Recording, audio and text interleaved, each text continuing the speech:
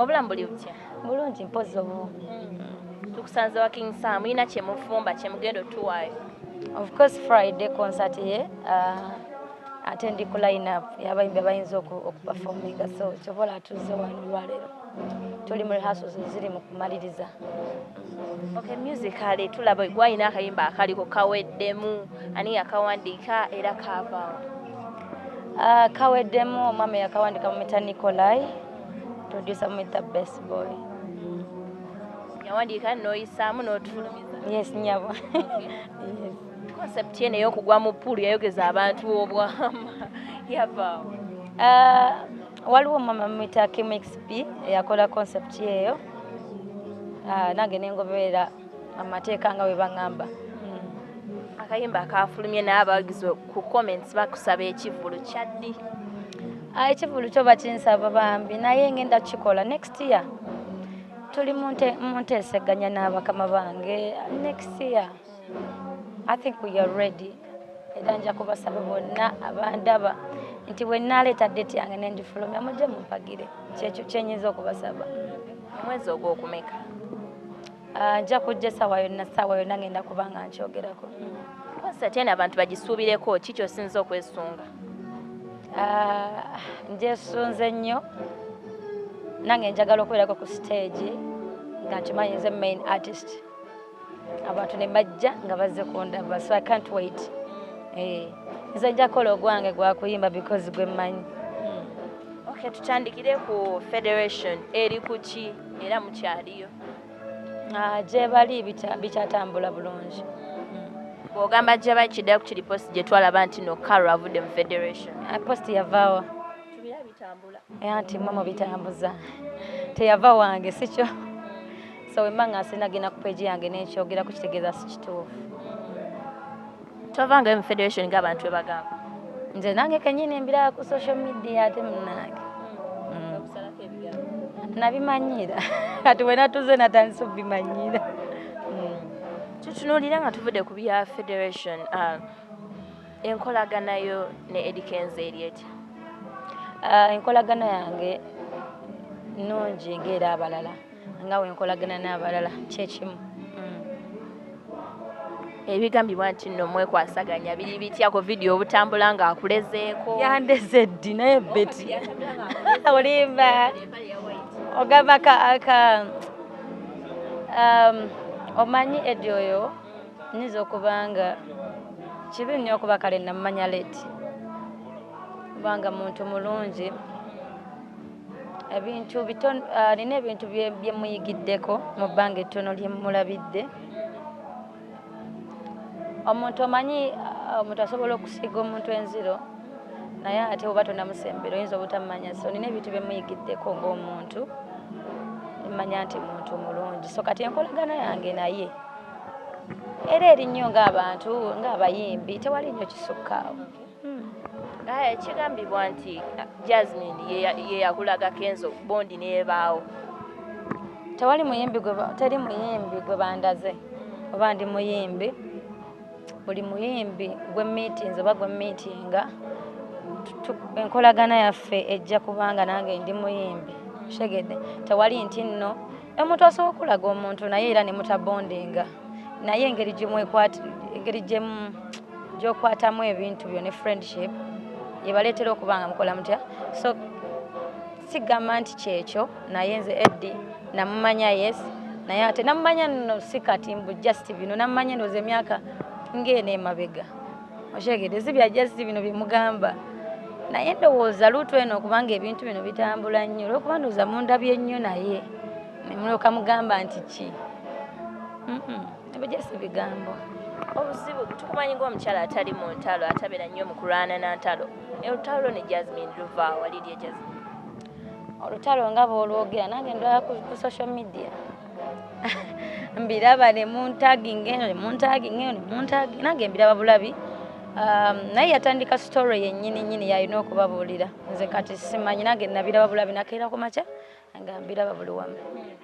Naye nze saagala bintu bya ntalo era sibiwagira. Kyobola mbadde nsirise nga sikola kibakuba nsanze wano beti nenga omanyi soke oba mbuuza kankugambe naye saagala nnyo bintu bya ntalo kubanga brand yange tebaddewo mu stand tebadde omukulwana n'abantu sagala kuvuma bantu sagala kulwana na muntu because at the end of the day nshanyiza omwetaaga so yensonga lwaki sagala nnyo bintu ebyo nawe manfunye obutakkanya n'omuntu mba njagala nnyo tubisootinge oba tubiggwereyo kubanga bano abantu bano baagala kulaba music nankolagana gye tulina ennungi so bino si bino bintu byakwekubakuba soze sibiwagira so ebyo bintu ebyo mbirabye ku social media bijja kuggwaawo nga ebyajja Edda tubamanyido banti mwali mugenda mwenna out mutambula mwenna mubeera mwenna ku machachiro ne kati byonna tebikyaliwo tuyinza okuba twaddamu kemabega ne tugamba tulekerawo sinapinga ebisinga gundi zafulumanga you unfold Jazmine mwasooka ne mukebera nga nali mu following naye mwe bantu mwe ekyo tukireke mwina bye mwagala mugenda muze bisaagala ndowooza kye mwaligambye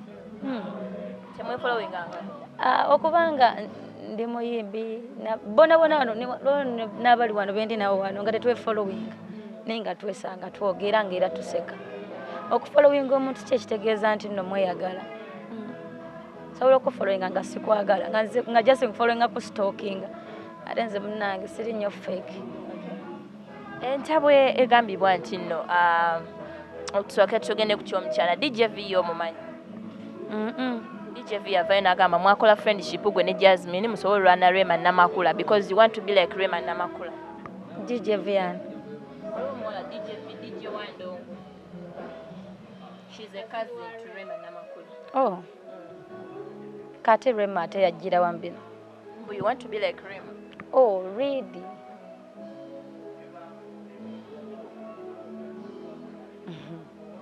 nze kyenyinza okugamba kiri kimu bajja kwogera kyonna kye baagala bino bitambule n'eno naye nze kyenyinza okugamba kimu sagala kumenya maka ga muntu kubanga nze naturally bwe nsanga omusajja nga bw'aba mufumbo bwe mba mbadde sikimanyi nenkudetinga nga sikimanyi bwe nkimanya ngenda because manyi bwe kiwulikika so kati nze bajja they will accuse me but nze manya amazima n'abandi okumpi bamanya amazima naye ate era sigenda kujja ate neewozeeko because at the end of the day siri mukazi mubi nnyo ate Eddie si musajja mubi zisobola mwagala tasobola kunjagala okitegeera naye buli omu alina choices mu bulamu so sisobola kwegatta na muntu mbu ate tulwanyise omukyalo omulala fena tuli bakyala nze ebintu ebyo sibiwagira naye still era media yesinga bipushinga ennyo but nga nze Karo manye ekituufu ze mukyala agamba alina n'obujulizi nze obwange babuleete nze obwange babuleete babuteeka awo ku social media nti munnange alina obujulizi bwange so ekigambira tuno Kenzo is the reason why you guys mwayawukana ne mweta is it true anti ebyo nange simanyi gye mubijja nze nga bwe nkugambye nti ebintu ebimu nange mbiraba ku social media nengamba ate kino se kati simanyi we mubigattagatta yonna yatandika story nange nagiraba bulabi nakira ku makya nembiraba nengamba ekintu just okiwabudde. What's the way forward about everything that is moving on? Nkolagana ne Jazmine eyamusuuza. Temugenda kunjawula na muntu olw'okubanga mwayogedde mutweyagala.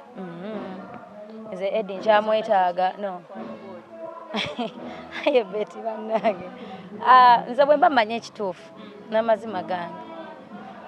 Togenda kunjawula na Eddie mbu simanya biki because ekyamwetaaga. Okitegedde? Nyinza okubanga nina wengenda okumwetaagira kati tusimanyi lwaki oba ogenda munjawulako. Bwe mba mmanyize ekyenkola si kikyamu. Waliwo ekyagambibwa epiddeko ne wali manager Roger nga akyogera mbu Jazmine yakuyambako okukyusa style nova mu bandi noddamu eno dressing buli kimu ye yakuyambako.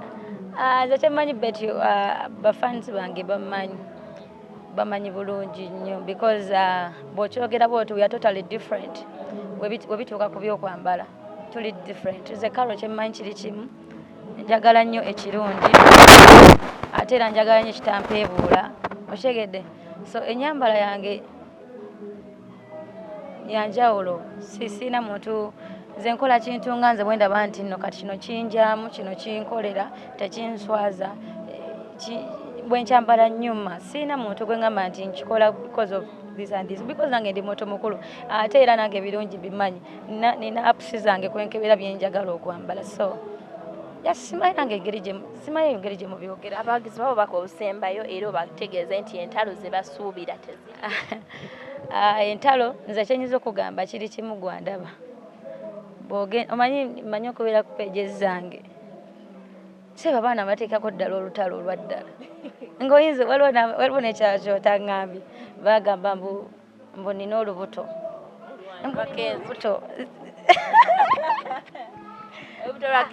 omanyi nti nekyo kintu kyansesa naseka neŋŋamba era bambi abalaba tv nze omanyi n'ababeera ku social media mbasaasirako ekintu eki nti mutwala ebintu bino abakyala bano bye boogera ne mubikkiriza ne mujja ku peegi ne mutuvuma naye bw'oba tofunye mazima mu nze era ne bwengakuba n'ogagaana kitegeeza togenda gakola ki gafa abafaani baali beebuuza onobayo ku kivulu kya Jazmine we banampita nja kujja nedda konsati ezo ziraba konsati ezo sezimala nti no bakuba bikozi oli mukwano gwe bakuyita buyisi because eri ba konsati ya muntu nyinza okuba nga bwe najja nyinza okwononera show wadde oli mukwano gwange otegedde ng'era nina okudda ebbali baleetebwa abalala otegedde so banankubira nja kujja ate era mwagaliza ekivolo kirungi muje mumuwagire